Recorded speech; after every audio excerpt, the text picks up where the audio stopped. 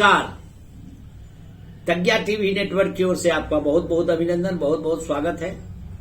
बंधुओं, आजकल प्रज्ञा TV network पर मंटो की कहानियों पर चर्चा हो रही। आज मैं चाहता हूं कि मंटो पर ही चर्चा करूं। तो आप देखिएगा कि सआदत हसन मंटो बहुत बड़ा महान लेखक तो था ही और बहुत मशहूर हुआ, लेकिन एक विडंबना रही कि इसको होकर भी एक बदनाम लेखक के रूप में ही लोग इन्हें जानते हैं। कारण इनको कोर्ट का चक्कर लगाना पड़ता रहा बाद में जिंदगी में। बाद में भी काफी क्या कहें, बहुत परेशानियां हैं इनकी कहानियों में। और मंटो को उनकी कहानियों ने ही, जिसमें जो तेवर था, जो समाज के कुरीतियों पर चर्चा थी, जिन बातों की चर्चा आई, एक बदनाम लेखक का खिताब दे दिया। उनकी बदनाम कहानियों पर दुनिया भर के लोगों ने बहुत कुछ लिखा, पढ़ा भी गया। लेकिन उसमें बार बार इन बदनाम कहानियों में 5 कहानियों की चर्चा हुई, खास करके, जिसमें धुआं, बू, ठंडा गोश्त, काली सलवार और ऊपर नीचे और दरमिया का जिक्र किया गया है। इसका वजह क्या है? उन पर अश्लीलता फैलाने का आरोप लगाकर मुकदमा भी चलाया गया और इसमें से 4 मुकदमे तो उस समय हुए जिसमें अंग्रेजों का शासन था, और बंटवारे के बाद भी एक मुकदमा पाकिस्तान में हुआ। लेकिन जरा एक बात पर आप गौर फरमाइए कि अगर मंटो बदनाम लेखक न होते तो फिर उर्दू के एक आम जो कथाकार ही होते, जैसे सब लोग होते हैं। इनकी चर्चा बहुत ज्यादा नहीं होती। उन्होंने शोहरत की तरह जितनी उनकी प्रसिद्धि मिली उतनी बदनामी भी कमाई, और उनकी अचानक विलक्षणता की वास्तविक कमाई थी। वो एक मनुष्य के मनुष्यत्व का जो मनोविज्ञान था, उसका नंगा चित्रण अपनी कहानियों में क्या किया, बयां किया है। अगर वो इस तरह से ना करते तो उनकी ये कामयाबी इस तरह से नहीं होती। उनकी कहानियों में लगता है कि किसी भी मामले में मंटो को सजा नहीं हुई। सिर्फ एक मामले में पाकिस्तान की अदालत ने उन पर जुर्माना लगाया था।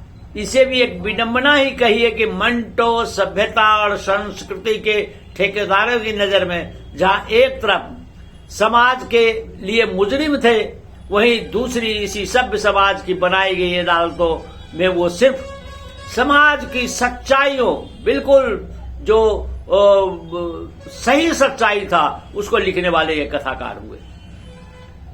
मंटो अपने वक्त के खोखलेपन और विसंगतियों को खूब अच्छी तरह पहचानते थे। तभी तो वो कहते थे कि मुझ में जो बुराइयां हैं, दरअसल वो इस युग की बुराइयां हैं। मेरे लिखने में कोई कमी नहीं। जिस कमी को मेरी कमी बताया जाता है वह मौजूदा व्यवस्था की कमी है। मैं हंगामा पसंद नहीं हूं। मैं उस सभ्यता, समाज और संस्कृति की चोली क्या उतारूंगा जो है ही नहीं। कुछ लोग यह भी कहते हैं कि मंटो अपने समय से बहुत आगे के लेखक थे, लेकिन अगर वास्तविक में पूछा जाए तो मंटो बिल्कुल अपने समय के असली कथाकार थे।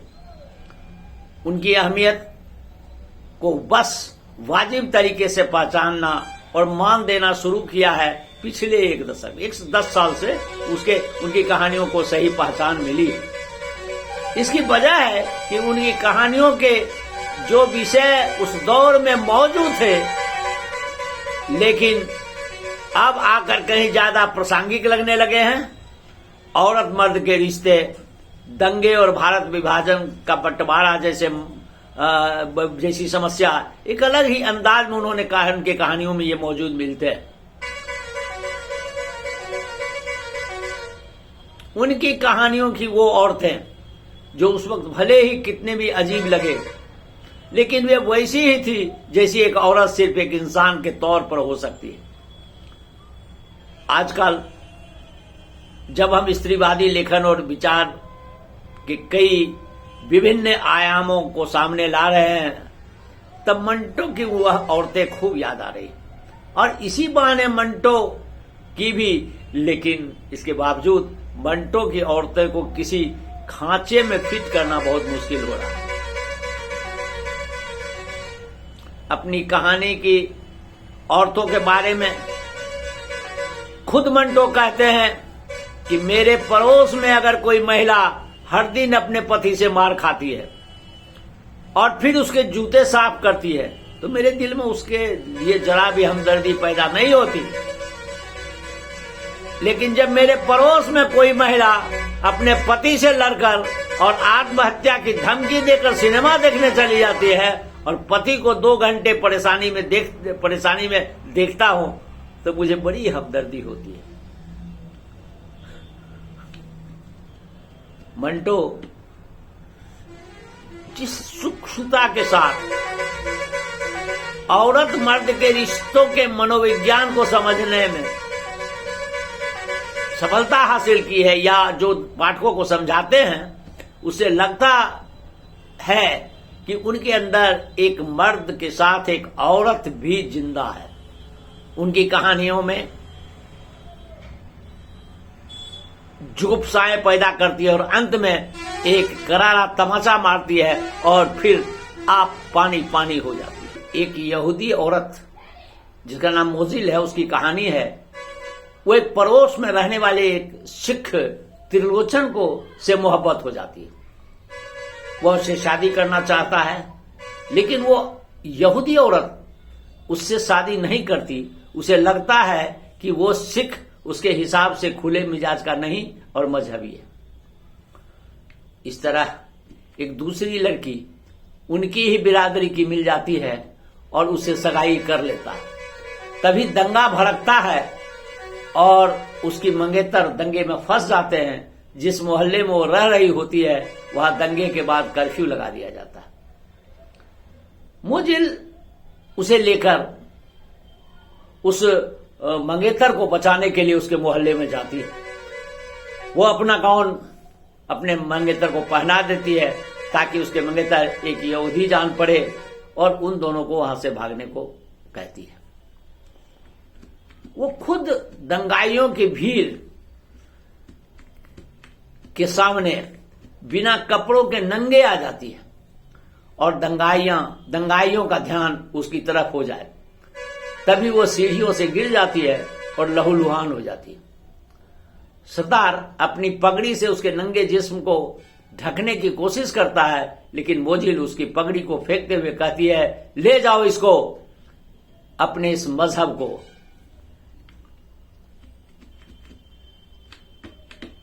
शहादत हसन मंटो की रचना ये ऐसी यात्रा की कहानियां हैं जिस तरह बड़ी ही एक पिकुलिनिटी भरी हुई है। उसमें एक कहानी है, जलियांवाला बाग कांड से उद्वेलित होकर पहली बार अपनी कहानी लिखने बैठता है। वो औरत मर्द के रिश्तों के उन परत को घेरने लगता है जहां से पूरा समाज ही नंगा दिखने लगता है। मंटो ने उम्र भर मजहबी कट्टरता के खिलाफ लिखा। मजहबी दंगे में जो विद्रूपताएं थी उसको अपने कहानियों में शामिल किया और आप आश्चर्य करेंगे कि जिस मजहब के लिए कीमत इंसानियत की थी, उनके लिए मजहब से ज्यादा कीमत इंसानियत की थी। मंटो ने लिखा, मत कहिए कि हजारों हिंदू मारे गए या फिर हजारों मुसलमान मारे गए, सिर्फ ये कहिए कि हजारों इंसान मारे गए और ये भी इतनी बड़ी त्रासदी नहीं है कि हजारों लोग मारे गए। सबसे बड़ी त्रासदी तो ये है कि हजारों लोग बेवजह मारे गए। 1000 हिंदुओं को मारकर मुसलमान समझते हैं कि हिंदू धर्म खत्म हो गया, लेकिन यह अभी भी जिंदा है और आगे भी रहेगा। उसी तरह अगर 1000 मुसलमानों को मारकर हिंदू इस बात का जश्न मनाते हैं कि इस्लाम खत्म हो गया, लेकिन सच्चाई आपके सामने है। सिर्फ मूर्ख ही ये सोच सकते हैं कि मजहब को बंदूक से मार गिराया जा सकता। बिल्कुल अपनी कहानियों में जो अपनी औरतों का जिस तरह बखान किया है, मंटो को किसी खांचे में फिट करना उचित नहीं है। यह उस वक्त कृष्णचंद्र, राजेंद्र सिंह बेदी, अहमद नदीम कासमी, इस्मत चुगताई और ख्वाजा अहमद अब्बास जैसे लेखकों के होते हुए भी मंटो तो अकेला ही था। मंटो के साथ कोई नहीं था। बंटवारे का दर्द हमेशा उसे सालता था। 1948 में पाकिस्तान जाने के बाद वह सिर्फ 7 साल ही जी सके और 1912 में भारत के पूर्वी पंजाब के समराला में पैदा हुए मंटो 1955 में पाकिस्तान की पश्चिमी पंजाब के लाहौर में दफन हो गए। कैसी विडंबना है कि मंटो के जाने के इतने सालों बाद जिंदगी भर कोर्ट चक्कर लगाने वाला, काफी तकलीफ में जीने वाला, समाज के इस तमाम नफरतों को झेलने वाला मंटो आज कितनी चर्चा में है। उन पर फिल्में बन रही हैं, उनके लेखों को ढूंढा जा रहा है, उस पर रिसर्च हो रहे हैं। अभी कुछ सालों पहले ही मंटो के लेखों का एक संग्रह व्हाइट आई राइट नाम से अंग्रेजी में अनुवाद कर निकाला गया। लेकिन मंटो अपनी किताब गंजे फरिश्ते में लिखते हैं कि मैं ऐसे समाज पर 1000 लानत भेजता हूं जहां यह उसूल हो कि मरने के बाद हर शख्स के किरदार को लॉन्ड्री में भेज दिया जाए, जहां से वो धूल धोला कराए। इस तरह मंटो ने अपनी कहानियों में सामाजिक विद्रूपताओं को, एक मानसिक सोच को जो विभिन्न संप्रदाय के लोगों के बीच था, उसको उजागर किया।